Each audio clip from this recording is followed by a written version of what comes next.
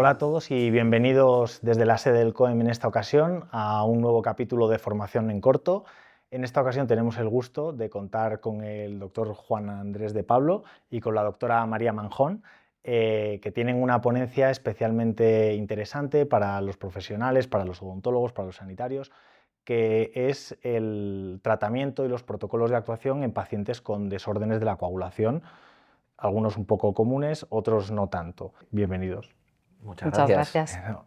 Bueno, lo primero que quería preguntaros es el motivo, la motivación de esta charla, de qué nace este interés. Él es paciente de coagulopatías, yo soy mamá de paciente con una coagulopatía grave también. Entonces, bueno, desde la Asociación de Hemofilia de la Comunidad de Madrid se formó un comité científico hace ya un año más o menos, de pacientes expertos, muchos de nosotros PhD, y entonces, bueno, pues evaluando las necesidades que tenían nuestros pacientes, nos dimos cuenta de que había unas áreas en las que estaban que había un poco de desconocimiento, ¿no? Entre ellas se encontraba, en este caso, pues la odontología. Había otras áreas como puede ser fisioterapia, ginecología, etcétera. Pero en este caso, mi área de conocimiento, que era la odontología, pues nos dimos cuenta de que había una necesidad importante, tanto por parte de los profesionales de aprender y poder tratar a estos pacientes de manera igualitaria a todos los demás, como por parte de los pacientes, de poder tener suficiente conocimiento como para poder acudir de manera segura a los centros, ¿no? A que se les atendiera. Entonces, un poco ahí surge la necesidad de crear, nos ponemos a buscar, empezamos a investigar y vemos que no existen estos protocolos y estas guías, no solo a nivel comunitario, sino a nivel nacional, incluso a nivel internacional. Entonces, bueno, de ahí surge un poquito la idea y hemos seguido adelante pues, creando este protocolo y otros en otras especialidades. Al final existe, y nos dimos cuenta de que existía una laguna de conocimiento, ¿no? y de acceso de estos pacientes, ¿no? Sobre todo ahora que estamos aquí a la especialidad de odontología, ¿no? Incluso muchas veces en desigualdades de tratamiento, ¿no? Con respecto a otros pacientes, y nos dimos cuenta que en muchas ocasiones se debía única y exclusivamente a quizá la falta de formación que tiene el profesional de la odontología, y nosotros desde la asociación tenemos el deber ya no solo de formar a nuestros pacientes, que al final, como bien ha contado María, con esta comisión científica, al final nuestro compromiso y misión es formar a estos pacientes y que sean pacientes expertos, ¿no? y que al final sepan de sus derechos y sepan de la multitud de tratamientos, pero también es nuestra misión formar a esos especialistas, ¿no? Formar especialistas en odontología, ¿no? y que al final no haya trabas en esa atención odontológica, ¿no? Que muchas veces nos vienen pacientes diciendo, ¿no? Bueno, que tienen problemas, ¿no? Durante ese acceso. Entonces nos vimos en la obligación también, ya no solo moral, sino científica, bueno, pues embarcarnos en esta investigación, ¿no? En generar este protocolo para ayudar también a nuestros compañeros, ¿no? De odontólogos. Entonces, básicamente es por eso por lo que estamos aquí. Pues me parece muy interesante y quiero enlazarlo con dos ámbitos importantes de los dos dentro de la Asociación de Pacientes con Hemofilia. Por un lado, la misión formativa y la misión docente. Los dos sois profesores de universidad, de la Europea y de la Alfonso X, de diferentes ramas sanitarias. Y quería preguntaros concretamente en esta rama, en lo que es en el ámbito de la odontología, ¿detectáis lagunas de conocimiento en el grado, en el posgrado e incluso en los clínicos ya con titulación cuando están tratando a sus pacientes? Bueno, yo creo, y además de hecho hay algún artículo científico que lo avala, donde incluso se somete a una especie de examen a estos odontólogos, y ellos en este paper le dicen que sí, que saben tratar a pacientes con coagulopatías, y luego se enfrentan a case reports, ¿no? de pacientes con trastornos hemorrágicos, y se ve que no, ¿no? Entonces esto nos lo encontramos muy frecuentemente, y luego además visto está que yo es cierto que no doy esa carrera de odontología, quizás María en esto pueda responder mejor, ¿no? Pero muchas veces son los pacientes los que acuden a María, ¿no? a ella, ya no solo como mamá de paciente y paciente también, sino como odontóloga, ¿no? Para, oye, ¿qué hago? ¿Qué hago con mis hijos? ¿A dónde voy? Y tal, ¿no? Entonces ahí también entra su labor. No sé si tú, María, igual pues, nos puedes decir igual a nivel formativo, ¿no? En la carrera de odontología, si esto se ahonda, ¿no? O igual entre comillas, pasamos por encima, ¿no? Quizá en Pues a algún ver, tipo de patología médica, odontológica o similar. pues yo creo que un poco todos los que nos dedicamos a la docencia nos hemos dado cuenta en los últimos años que cuando nos llegan los alumnos de primeras llegan con una base un poquito más regular de la que venían antes, ¿no? Entonces tenemos que empezar desde primero con todos los principios básicos. Es verdad que a lo largo de toda la carrera, creo que además en todas las universidades, se cumplen de manera bastante bien todos los programas y los chicos salen muy bien formados. Es verdad que tenemos una profesión que tiende cada vez más a la hiperespecialización dentro de las áreas que tenemos, y lo que nos pasa a todos es que luego el día a día nos come, ¿no? Da igual el trabajo en el que estés, pero bueno, entras en la consulta, coges un ritmo de trabajo con un tipo de paciente, cirugía, ortodoncia, endodoncia, estética, prótesis, y vas aparcando un poco lo que son casos como muy concretos, ¿no? Cuando nosotros nos planteamos hacer esto, hicimos lo primero como un pequeño decálogo para profesionales, un poco para ver los puntos más importantes que teníamos que hacer, ¿no? Y entonces yo daba como muchas cosas por hecho que todos teníamos que saber, y la persona que estaba a mi lado me decía, pero María, que tú sepas de esto no significa que los demás sepas, date cuenta que la gente, hay unos que llevan 5 años y todavía no lo tienen todo metido en la cabeza, hay otros que llevan 25 o 40 y como que vas aparcando cosas, ¿no? Se te va olvidando, sabes funcionar perfectamente, como en cualquier área de la medicina, es decir, o sea, yo me voy al hematólogo con el peque, y al peque de repente tiene el oído mal y el hematólogo no me dice lo que tengo que hacer con el oído, me deriva al otorrino dentro del mismo hospital, ¿no? Entonces, pues son como muchas áreas de conocimiento como para poder estar al día de manera constante. Es verdad que con los pacientes con coagulopatías ha pasado una cosa, ¿no? Y es que hemos pasado de tener pacientes más jóvenes y que tenían este tipo de patología a tener también pacientes en muchas edades diferentes. Entonces hemos pasado a lo mejor solo de ver pacientes en la consulta jóvenes que estaban a lo mejor un poco mejor, más controlados, a tener pacientes más mayores que llevan arrastrando esta coagulopatía durante mucho tiempo. Tenemos muchas más enfermedades sistémicas concomitantes a las coagulopatías, entonces debemos seguir formándonos, igual que cuando nos llega cualquier otro paciente con un tipo de patología especial, véase una diabetes, véase cualquier otra cosa. Entonces, no es que haya carencias en la formación a nivel de grado, ya no de grado, o sea, de posgrado ni entrar, porque claro, si tú te especializas en pacientes especiales sí que lo vas a ver, pero si te especializas en ortodoncia te pueden dar unas pequeñas pinceladas de hemostasia, de coagulación, pero nunca tratando, o sea, nos tenemos que dar cuenta de que estamos hablando de enfermedades raras y en el caso de algunos déficits de enfermedades ultra raras, ¿no? Pero sí que es verdad que lo que nos demandan en la Comunidad de Madrid, tenemos 800 pacientes más o menos con coagulopatías, o sea, no son muchos, pero son, y sí que nos demandan el poder ser atendidos tanto en las unidades de salud bucodental de primaria como en las unidades de los hospitales a nivel de odontología y maxilofaciales, como a nivel de consulta privada, profesionales que sepan cómo tratar su enfermedad, ¿no? Entonces, si los pacientes nos están demandando eso y acuden a nosotros para preguntarnos por qué no lo encuentran y no se sienten seguros cuando entran en las consultas, es porque existe una carencia, que lo único que hay que hacer es formarse para poder suplirla y ya está, o sea, no te lleva nada más. Nosotros entendemos también que formarse hasta tal punto en este campo de coagulopatías y de hemostasia quizá requiera hasta pues, una superespecialización, ¿no? Por parte del profesional de la odontología, pero también por eso estamos haciendo esto, ¿no? Para ayudar no solo a nuestros pacientes, sino a los compañeros odontólogos. Y luego también una cosa muy importante, ¿no? que siempre tenemos presente, que el odontólogo tiene que tener comunicación directa en estos casos con nuestro hematólogo, ¿vale?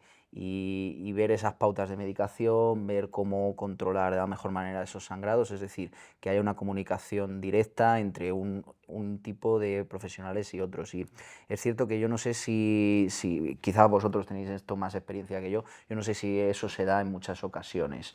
Pues dependerá de la práctica. Entiendo que lo que es en la clínica habitual, pues tenemos ámbitos privados y ámbitos públicos, ¿no? Y eso al final diferencia un poco la asistencia. Entiendo que esto es lo que dificulta un poco la comunicación a veces con otros especialistas, los tiempos, la forma de comunicarte, pero bueno, existen varios ámbitos, claro. Quería haceros una pregunta sobre protocolos, que vamos a hablar hoy de protocolos.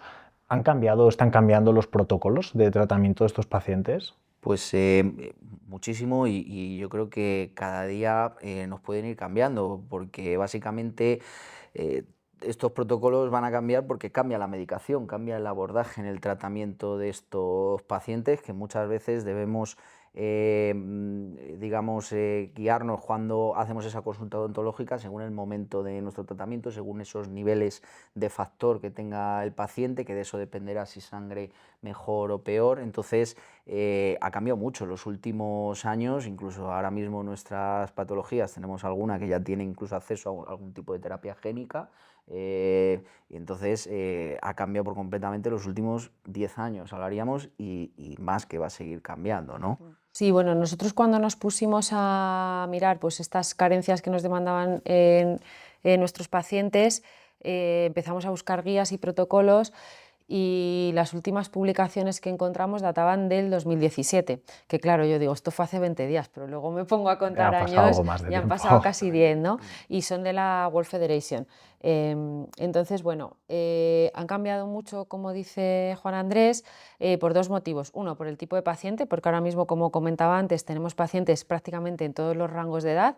O sea, antiguamente no existían pacientes que utilizaban un reemplazo de un factor de coagulación y además ahora tienen que tomar anticoagulantes porque tienen riesgo de un ictus, ¿no? O niños que ya estaban con el factor desde muy pequeños o embarazadas que tienen un riesgo de trombosis por el factor. Entonces, y luego han cambiado también los pacientes y por otra parte han cambiado los tratamientos, ¿no? Antes todos los factores que había primero eran plasmáticos, luego se empezaron a utilizar recombinantes, que es como, pues me falta el factor 8, me pone el factor 8, y ahora se utilizan nuevas terapias que no sustituyen al factor, pero que engañan un poco al cuerpo para que sangre menos, pero los niveles de factor siguen siendo bajos, ¿no? Entonces, con esas nuevas terapias, pues hay que tratar a los pacientes, hay que saber con qué están tratados, hay que tener una comunicación directa con el hematólogo y el paciente casi que es lo más importante de todo el círculo, que tiene que estar en el centro y servir de enlace entre estos dos profesionales y saber cómo funciona su enfermedad para poder ser tratado de manera correcta. Otra cosa importante que yo creo que ha cambiado en los últimos años, y yo creo que esto también ha ido cambiando también culturalmente y por la sociedad, es que hemos dejado atrás que el paciente con coagulopatías, sobre todo congénitas, era únicamente el varón y también está la mujer, ¿no? Ya no solo como paciente como tal, sino como madre, como portadora, que también puede tener una sintomatología y en muchas ocasiones también recibe ese tratamiento, ¿no? Y esto hace unos años pues era impensable, incluso no se consideraba a la mujer como paciente, ¿no? Entonces, claro, esto también es un cambio de paradigma, ¿no? Y también debemos dejar de invisibilizar a ese paciente que es mujer, ¿no? Entonces, esto también ha cambiado mucho en los últimos años, para bien.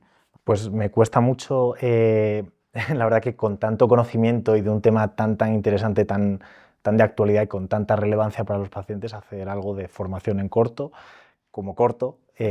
Quiero haceros una última pregunta y tenemos la suerte los que estamos hoy de continuar casi una hora de conferencia.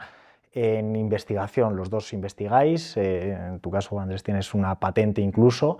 Quería preguntar hacia dónde va la investigación en estos pacientes, en diagnóstico, en tratamiento, cómo estamos ahora mismo. Bueno, digamos que depende de la patología de la que tratemos, porque es cierto que a día de hoy hay patologías de esta índole que, digamos, los pacientes y sobre todo los más jóvenes van a tener y tienen muy buena calidad de vida. Quizás los que peor calidad de vida son los más mayores porque han llegado más tarde a todos esos tratamientos, pero todavía sigue habiendo coagulopatías ultra raras que su tratamiento se basa únicamente en transfusiones, ¿no? Que no tienen esa suerte y en las cuales, por ejemplo, yo me dedico a la deficiencia de factor 5 y en la que estamos buscando tratamientos para ese tipo de enfermedades, pero al final lo que vamos es en mejorar la calidad de vida del paciente y equipararlo a una persona que no tenga ningún tipo de coagulopatía, ¿no? En todos los ámbitos. Ya no solo hablamos desde el ámbito del tratamiento, ¿no? Sino desde el ámbito social. Por eso también estamos aquí, ¿no? Para conseguir lo que llamamos el free mind de hemofilia, ¿vale? Que muchas veces decimos que que no nos lo quitemos del todo, porque siempre vamos a tener la enfermedad ahí, ¿no? Pero que al menos consigamos mitigarlo lo más posible. Bueno, yo solamente añadir que lo mío es más fácil que lo suyo.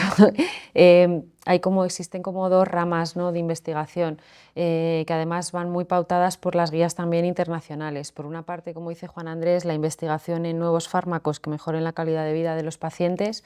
Ojalá y algún día llegue fármacos orales, porque una característica que tienen las coagulopatías es que la manera de administración de muchas de las pautas son intravenosas, con lo que ello conlleva.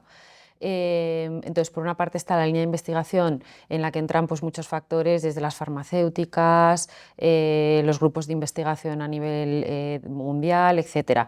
Y luego, por otra parte, y lo que, igual que en otras muchas especialidades, ha marcado la pauta en los últimos años, por una parte, la entrada de las mujeres en esta enfermedad. De hecho, el lema el año pasado de la World Federation fue Women to Bleed.